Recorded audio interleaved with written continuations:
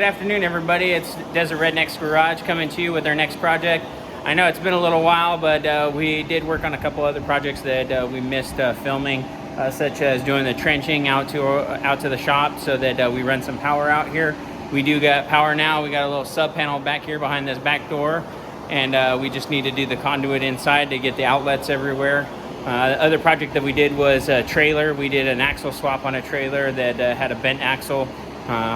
Of course, we should have filmed that as well, and definitely forgot to.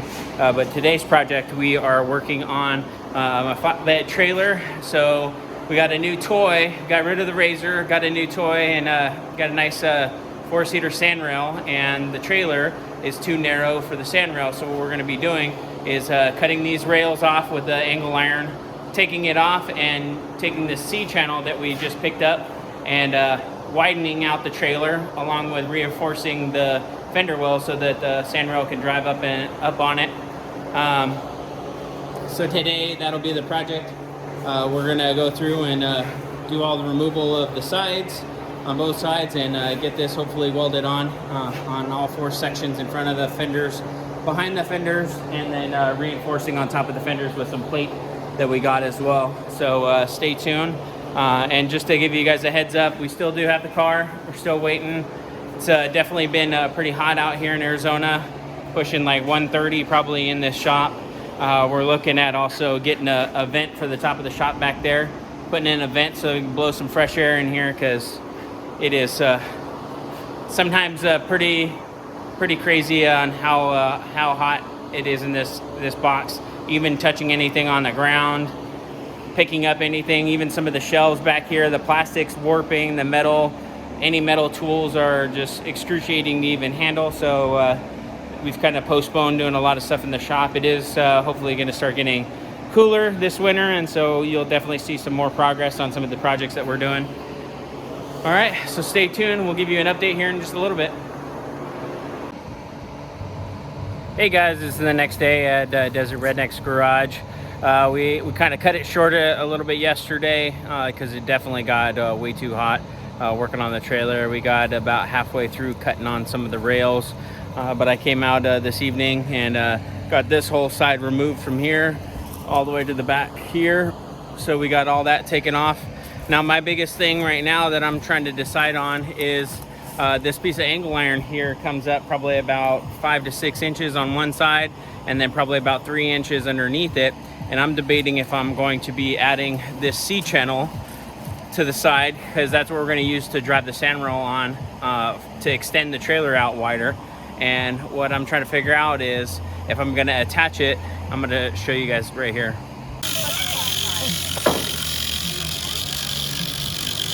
Hey, what's going on, guys? Day 3, we got the other side off. Now we're just grinding down the remaining portion of the bracket, making it all nice so that we can add the channel on.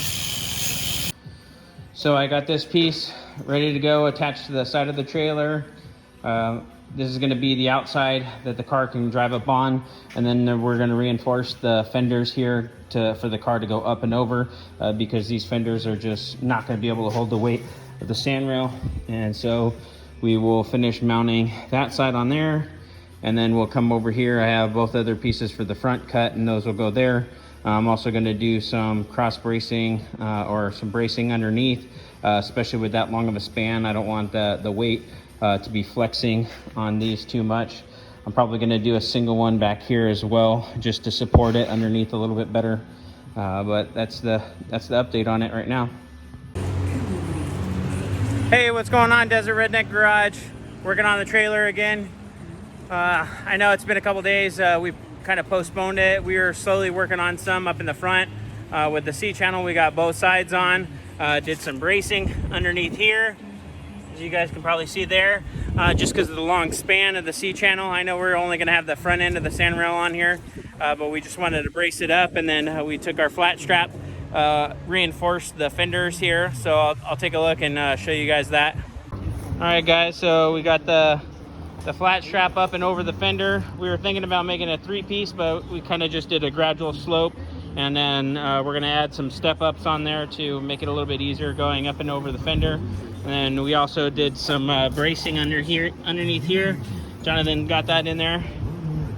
And we got the back side. We'll add some step-ups up the side as well, so that makes it easier in loading the car.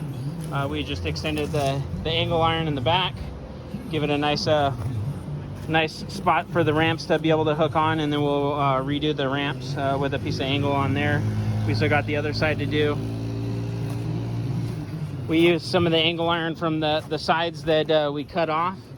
Just repurposing some of the angle irons, make it a little bit easier, especially for the back. So we'll get to that here in a minute.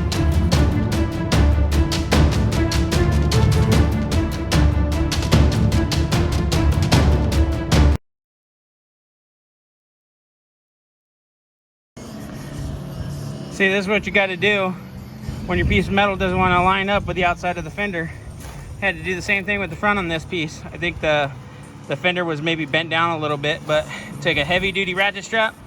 Don't use one of the smaller ones. Like one of those, you're just gonna break them. Even one of the 500 or 1,000 pound straps, still too little. We broke that one too. But this one did the job right here. All right, so we got the step ups up on the sides of the fenders reinforced. Look good, all painted up just with a little bit of regular black paint, and we'll probably end up taking some truck bed liner on here to give it a little bit of grip. So we'll see how that goes. This is just to help with a little bit of the corrosion resistance on it, stop it from rusting. But everything else looks pretty good. We got it plated on the back. Still see this.